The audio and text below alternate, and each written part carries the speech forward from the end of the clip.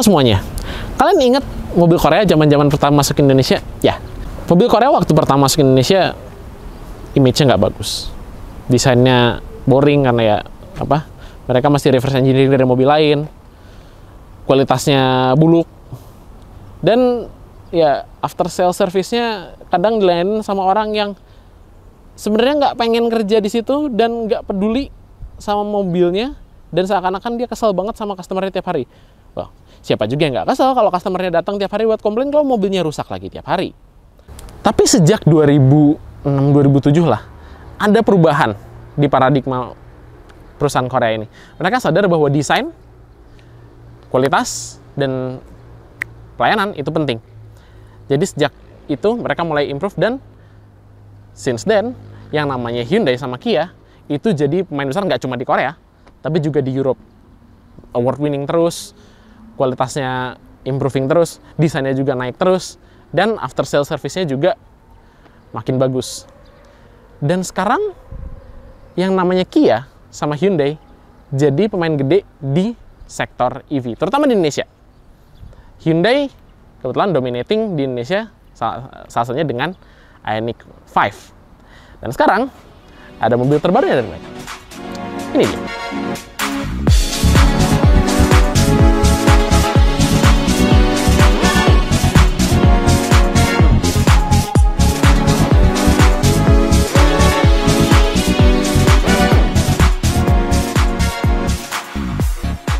So, ini dia Hyundai Ioniq 6, EV ketiga dari Hyundai setelah Ioniq dan Ioniq 5. Sebenarnya ada satu lagi Kona elektrik, tapi kita nggak ngomongin soal itu.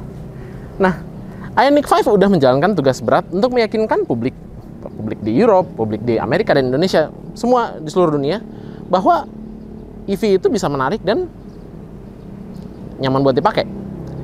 Jadi tugas beratnya sebenarnya udah beres.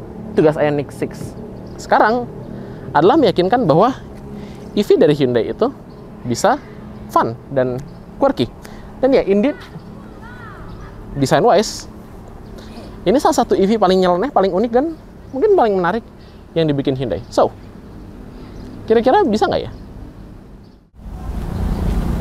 Satu hal pertama yang harus kita bicarain soal Ioniq 6 adalah desainnya, karena ini bagian entah yang paling kontroversial atau paling aneh dari Ioniq 6. Dan ya, jujur sebenarnya dia bukan mobil yang cantik. Jadi ya, namanya cantik atau enggak, dia relatif.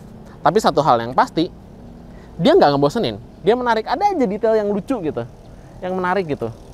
Mulai dari wing belakang yang ada lampu matrixnya, terus di depan ada flap yang bisa ngebuka. Kalian nggak akan notice kalau kalian nggak lihat secara detail. Nah, jadi memang desainnya itu unik gitu, beda. Desainnya ini basisnya dari Hyundai Prophecy Concept ya. Jadi ini konsep karena yang dihidupkan, walaupun ya of course karena ada yang namanya regulasi, legislasi dan lain-lain, detail-detail yang aneh nggak semuanya bisa dimasukin ke dalam versi produksi. Nah, desainer dari Hyundai, Sang Yup Lee, jadi desainer chiefnya mereka yang sekarang, bilang bahwa dia inspirasinya dari ide streamlining di era 1930-an sampai 1950-an. Streamlining ini ya sebenarnya bikin mobil lebih aerodynamic maksudnya. Jadi itu zaman-zaman aerodinamika mulai masuk ke dunia otomotif juga. In fact, kalau kalian ingat, di era 1930-an ada iklannya Tatra, perusahaan mobil Ceko, yang bilang bahwa mobil mereka lebih nyaman untuk dikemudikan dan lebih efisien karena lebih aerodinamis.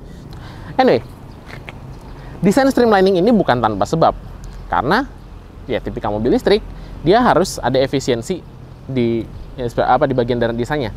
Dan ini super efisien. Koefisien drag dari Ioniq 6 ini ada di angka 0,21. Jadi koefisien drag itu, kalau kalian mau tahu detailnya, tonton video EQS ya. Nah, speaking of EQS yang katanya licin itu cuma sekitar 0,01 atau 0,02 gitu, lebih licin daripada ini ya. Taycan itu lebih draggy dari ini, sekitar 0,23, 0,28 atau segitulah, 0,25 lah mungkin. Pagani Huayra ada di angka 0,31, dan Pagani Huayra bukan mobil yang kalian bilang bentuknya kayak tembok, tapi dibanding sama Ioniq 6, Pagani Huayra berasa kayak tembok. Ya, segitu licinnya ini mobil. Jadi ya, desain wise, walaupun dia mungkin nggak cantik untuk beberapa orang, dia bikin orang ngomongin soal mobil ini. Nah, sekarang aspek interior yang, to be honest, lebih tidak quirky, lebih normal. Tapi ya, hal yang bagus. Ya kayak semua mobil modern zaman sekarang, semuanya dikontrol pakai touchscreen ya. Tapi untungnya touchscreen-nya actually lumayan responsif. Jadi tuh, halus, grafisnya juga jernih.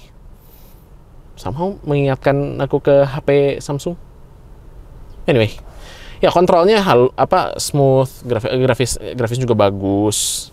Dan surprise, kontrol penting semuanya masih ada di tombol-tombol di sini. Kayak tuning radio, nyalain parking sensor atau parking kamera, terus ngatur climate control. Bahkan masih ada buat pengaturan di sini. Voice command-nya semuanya masih bisa diatur lewat tombol.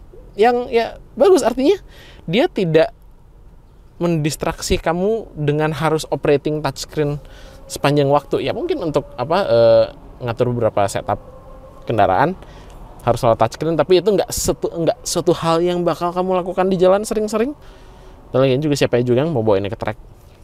Anyway, ya overall desainnya bagus dan surprise quality materialnya juga bagus banget. Actually joknya suportif. Tapi ada aspek-aspek yang mungkin agak sedikit aneh. Kayak misalnya setir ini. Nggak tahu kenapa desain ini kayak seakan-akan dia harusnya dirancang sebagai setir yang punya 3 palang, tapi di detik-detik terakhir di sana nah, hapus palang bawahnya. Jadi kelihatan kayak dia berat di bawah. Aneh bentuknya. Dan kalau kalian lihat nggak ada logo Hyundai dimanapun. Sebenarnya ada. Di setir, baik di Ioniq 5 maupun Ioniq 6 karena internalnya sama, itu ada 4 titik. Ini nyala kalau misalnya mobilnya nyalain. 4 titik ini sebenarnya adalah Morse code untuk huruf H. Logonya Hyundai. That is clever. Selain itu, keanehan lainnya, nggak tahu kenapa di depan semuanya jendelanya ditaruh di pembuka jendelanya ditaruh di konsol tengah. Mungkin untuk bikin orang berpikir bahwa kamu bawa Lamborghini, enggak sih. Kayaknya nggak gitu. Tapi ya rasanya aneh. Jadi aku nyoba mau buka jendela dari pintu, bukaan jendelanya di mana? Terus semuanya di tengah. Tenang, penumpang di belakang masih kebagian tombol buat buka jendela. Jadi ya kalian masih bisa bernafas. Dan speaking of penumpang belakang, actually jok belakang itu legroomnya dan headroomnya lumayan lega walaupun bentuk atapnya streamline kayak gini. Tapi karena desainnya bentuknya sloping kayak coupe gitu dibanding Ioniq 5 yang bentuknya kotak kayak Delta Integrale, bagasinya agak compromise. Tapi lumayan lah, 401 liter itu nggak kecil-kecil banget. Buat kebutuhan harian, belanja mingguan, actually lumayan bagus. Tapi kalau untuk weekend trip, untuk liburan, agak mepet sedikit. Tapi ya nggak masalah. Nggak kayak kalian bakal bawa 1 ekor sapi di belakang juga kan, buat kurban kan nggak mungkin.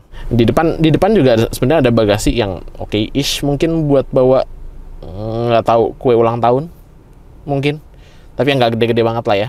Tapi itu buat isian darurat lah istilahnya.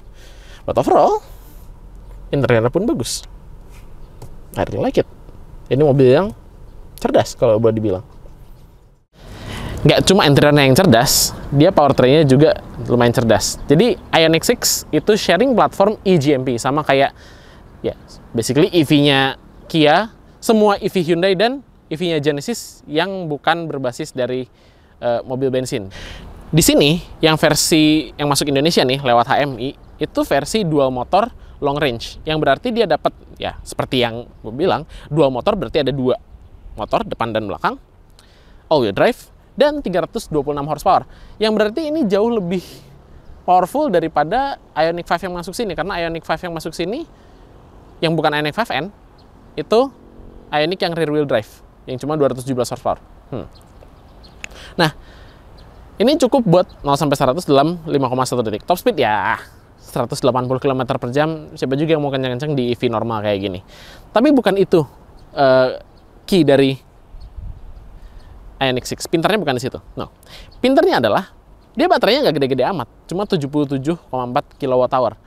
Tapi konsumsi baterainya itu antara sekitar 5,5 sampai 6,5an lah kilometer per kWh. Sebagai referensi, EQS itu seingatku tuh sekitar 4 lebih dikit. BYD Seal kemarin ya ada di 4-an juga. Taycan itu cuma ada di angka 3,5 ish. Ini irit banget. Makanya kenapa walaupun dia baterainya kecil, range-nya itu lumayan loh. Antara sekitar 450-an kilometer sampai 510 km. Super irit. Nah, yang lagi pinternya lagi, ini juga bisa bantu kalian kalau lagi mati lampu. Jadi katakan kalian lagi masak nasi di rumah. Jebret, mati lampu. Oh no, gue belum beres masak nasi, gue harus ngapain? Kalian tinggal buka. Kalian bisa colok rice cooker kalian di sini.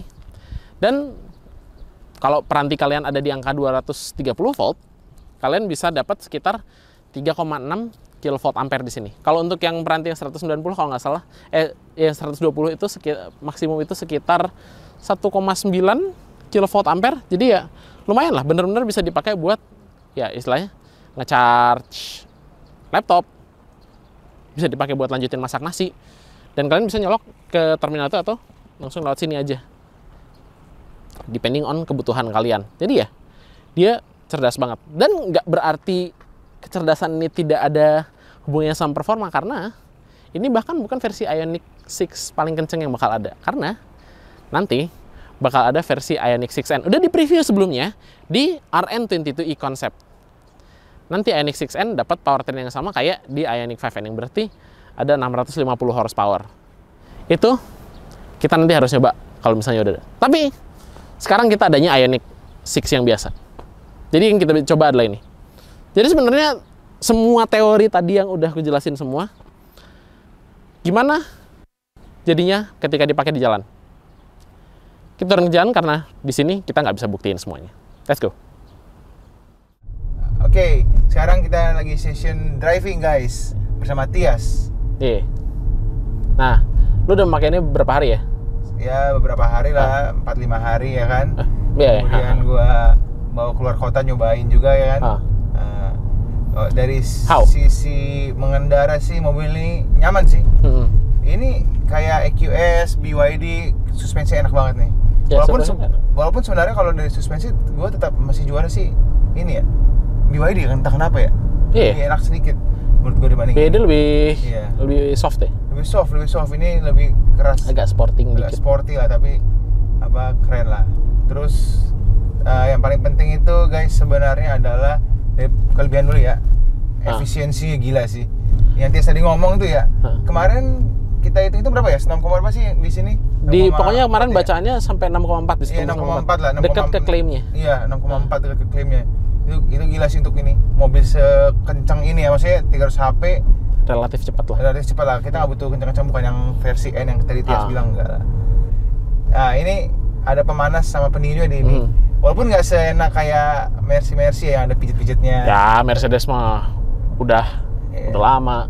Terus juga kalau kata Tias tadi dari sisi ini display ini ya cepet. Terus juga ada Apple CarPlay, ada Android Auto. Ya dia pakai kabel di sini kabel. Kalau Bluetooth pakai Bluetooth bisa, cuman kabel ya pakai kabel USB sih dia. Lebih reliable kayaknya pakai kabel. Tapi bagus sih, dia masih pakai converter USB normal. USB normal. Walaupun sebenarnya di sini dalamnya ada Type C, belakang juga ada Type C juga guys. Jadi ada 4 ya, di sini 2. Ya pas nih, 2 buat driver sama passenger, belakang juga berdua. Bahkan belakang ya tadi yang Tias bilangin ada colokannya. Jadi mereka mau belakang colok laptop juga bisa, masak nasi apapun bisa ya kan. Harusnya gua ngecharge sampai sekarang. Bisa kita bisa semua peralatan kita juga bisa. Nah, terus dari sisi ini display tadi di bawah, tapi bagus nih. Dia AC masih pakai tombol fisik. Bahkan volume aja masih. Iya, volume tombol masih. Nah, ngomong volume ada 2 di sini kan, sama matiin ditekan ini. Nah, cuman ada kekurangan dari tombol ini. Kalau lu perhatiin ya, biasanya kan kalau sebelah kiri sini itu buat di sini ya. Screen kiri. Iya. Nah, yang kanan buat screen kanan, buat ngatur-ngatur normalnya kan gitu. Cuman ini kayaknya mereka males. Entah mereka males atau ya karena kalau aslinya kan konversi setir kiri kan bener lah. Yang kanan ini buat ini kan display kan, yang kiri buat inilah. Cuma kalau setir kanan kan paling enak. Dibalik. Ya? Kita mindset kita kalau kita ini ya ini buat ngatur ini. Ya kan, ini buat atur ini kan. Kiri kan, kanan gitu. Jadi gitu. kalau ini aturnya kayak gini nih. Kiri kanan kiri ini. Itu drawback lah menurut gua ya. Sama ini juga ada nih, next sama ininya. Tombol balik kalau ke atas biasanya kan kalau orang mindset kan next tuh ya buat next ke atas ya. Backward ke belakang. Ini kebalik. Ke bawah buat next, ke atas buat ini. Previousnya malah di gini. Iya. Agak aneh lah gitu. Ya terus ya sisanya kalau kursi nyaman tadi yang Tias bilang, gue juga agak ngeluh karena kalau lu nggak biasa ya, nggak pernah biasa bawa ini ya, lu tombolnya di sini. Iya kayak ya? Mana ya? Gue itu lucu sih, gue bukan jendela. Bentar, bukannya mana? Kenapa di sini? Waktu gue jemput Tias gue iseng kayak gitu. Semua orang yang pas naik mobil ini, coba bukain dong, pada bingung di mana ininya. Gini semua. Iya, entah kenapa emang buat ini. Tapi ada gunanya lu, tau nggak, Pak? Bisa nyimpan tongtol, pas nih. Iya sih. Itu. Ntar, gue kemarin cobain nyimpan HP bisa nggak ya? Nyimpan HP bisa. Bisa. Terus ya kalau fitur-fitur safety, nah ini fitur-fitur safety sebagainya, ini lumayan oke nih. Lumayan oke. Kalau waktu itu yang ada cruise control, terus itu enak banget. Nyaman, kita bisa lepas setir sambil ini adaptif yang kalau lane assist ya. Semi autonomous lah. Iya, enak lah. Ini oke, cukup perfect lah. Dibanding waktu BYD kita nyobain pas ada belokan dia nggak mau belok, kalau ini mau dia masih nurut. Ya ini mungkin karena Hyundai sudah lama ya permainannya, maksudnya udah lama teknologi, jadi ketika diaplikasikan ke mobil ini lebih ya udah meyakinkan lah, ya kan. Terus ada pedal shift yang buat regeneratif ya regen itu. Kalau regen gimana ya, bahasa sederhana gimana kalau regen itu gini, lo ketika ngerem itu kan, yang namanya gesekan antara kampas sama disk itu kan bikin panas. Panas ini kan energi yang kebuang. Iya. Nah, kalau lu pakai regen, si panas ini nanti diambil sama istilahnya ada konverternya namanya tuh motor generator unit. Iya. Itu dia ngambil dari panas itu buat dikonvert buat ngisi baterai lo lagi gitu. Iya, kalau di F1 namanya MGU, motor generator unit gitu. Oh, gitu ya. Nah, emang itu buat efisiensi ya, nambah baterai. Sekarang umum kok, bahkan mobil rasanya dulu juga BMW pernah udah 5 series loh. Setelah gue suka ini, mungkin kalau mobil biasa nggak punya ya, mobil mahal mewah ada ya pedal, one pedal doang. Lu bayangin nggak sih? Zaman dulu tuh kan tri pedal, kopling, rem, gas. Udah ada yang sekarang zaman hilang nih, 2 pedal nih, gas rem ya kan. Sekarang lama-lama ini emang masih ada gas rem, cuman ini gue udah aplikasikan dan ini benar-benar lebih enak ngeremnya gitu. Ini kayak sekarang nih, dia ngerem enak nggak gitu. Karena dia memanfaatkan motor listriknya balik. Jadi ya iPedal tuh enak. Gue benar-benar nggak pakai kaki kiri buat kaki kanan buat ngerem juga gitu. Rem benar-benar buat emergency doang. Yes, ini nggak ngerem sama sekali tuh. Enak deh kan? Iya. Tuh. Terus yang paling ini geli, tapi mungkin buat kalian mungkin ya agak aneh ya, ada suara nih, dengar nih. Ada suara ya kan? Beren kurang keras, bentar. Jadi kalau pengaturan di suara ya, di sound. Ya kan? Terus di active sound design. Lager nih, dengar nih. Nah, ada suara guys. Itu suara dalam sih. Kalau luar nggak ada. Kalau buat lu apa ya? Karena nggak bisa dengar suara mesin mobil. Kalau orang yang mungkin bawa EV ya lebih ini ya. Kayak EV kan tuh biasanya diem. Nggak ada suaranya? Nggak ada suara tuh bikin enak. Betul. Makanya kenapa ini as a side note ya? Iya. Rolls-Royce itu di Ghost kemarin dia bikin ada kayak speaker di bawah buat ngasih kayak kayak ada suara dikit itu supaya penumpangnya nggak enek gitu, karena nggak ada suaranya saking kedapnya. Sama kayak di EV juga, makanya dikasih suara biar lu nggak lost touch gitu, kayak anjir gue tanya nyetir apa gitu, kenapa nggak ada suaranya gitu. Iya, jadi ya biar kedengaran ya. Nah terus kemudian ya biasa ada namanya driving mode ya kalau mobil. Juga ada 3. Pertama eco lah yang kita pakai sekarang. Kedua itu ada normal dia tenaga lebih dapet. Kalau yang sport lebih kerasa lagi. Coba. Tuh paling ya dengan kondisi ya. Jadi gini cara ngeliatnya, kalau lu eco nih gue nekannya dikit doang nih. Tapi dia kerasa kayak nahan. Kalau normal dia kayak nahan. Ya, kalau yang sport nih. Ya agak lebih narik.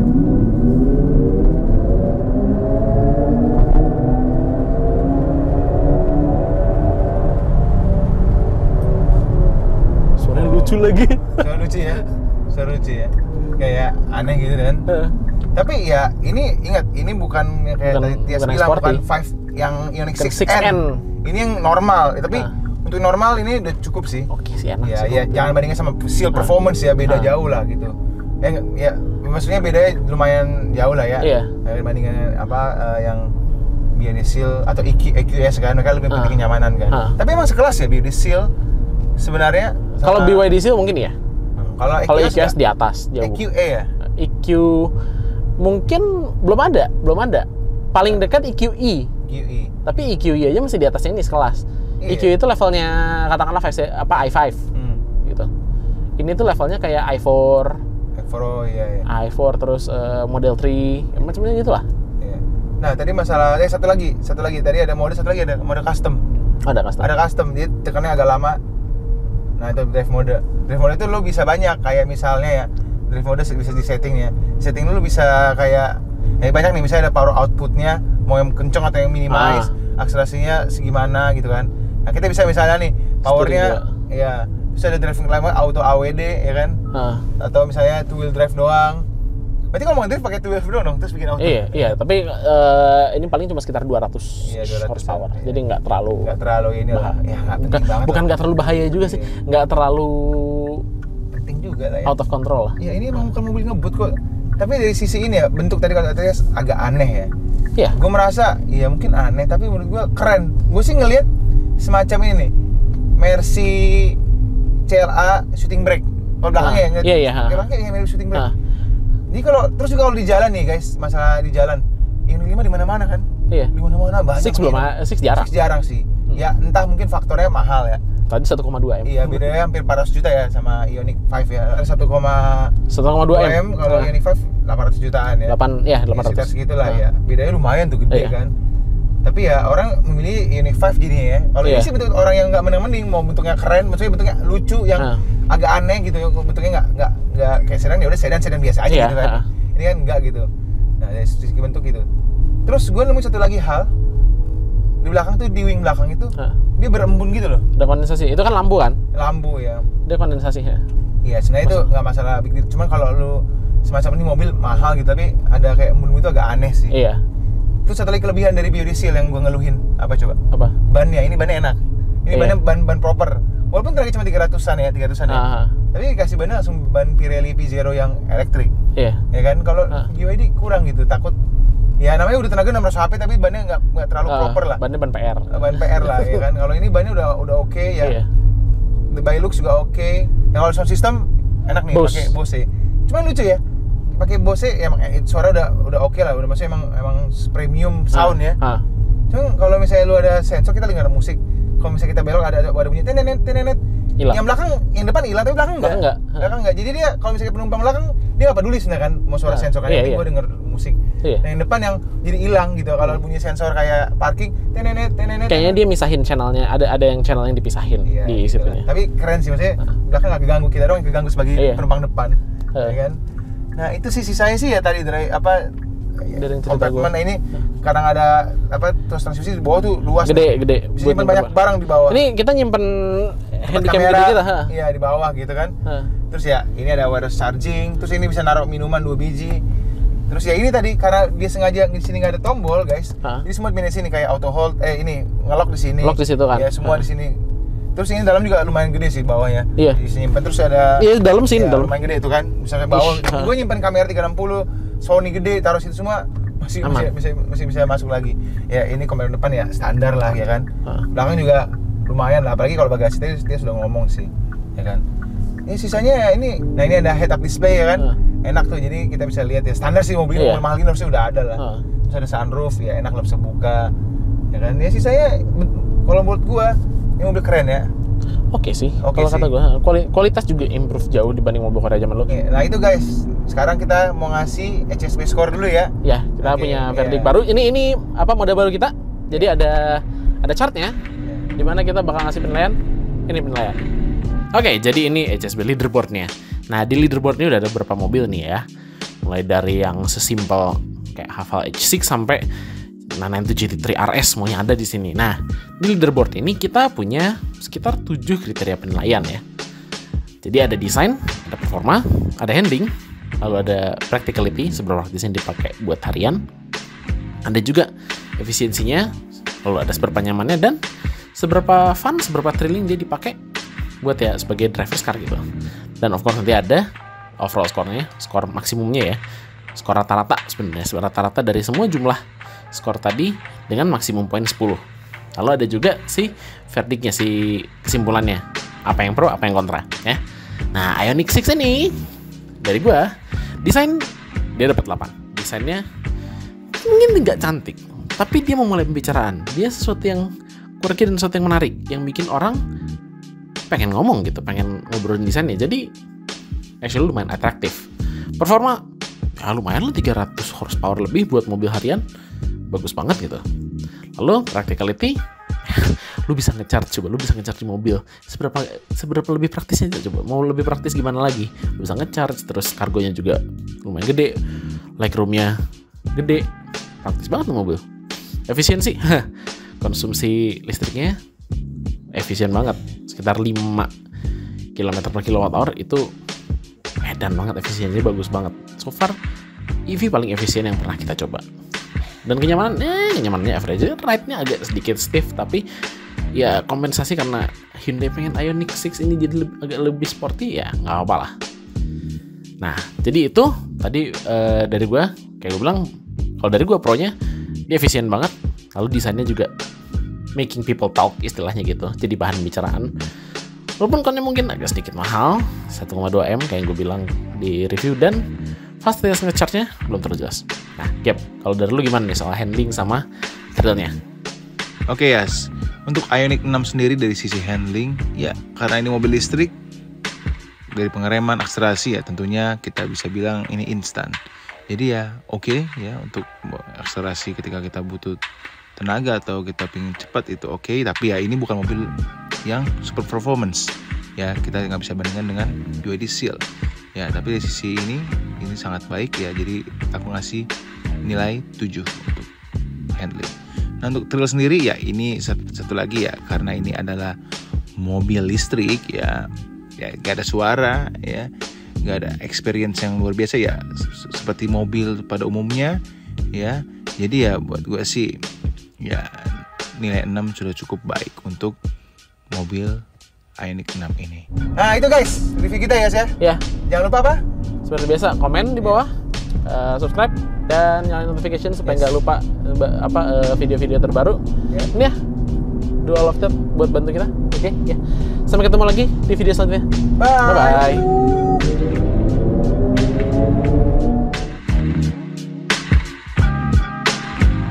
30-an sampai 1950-an. Zaman-zaman di mana punten. Monggo.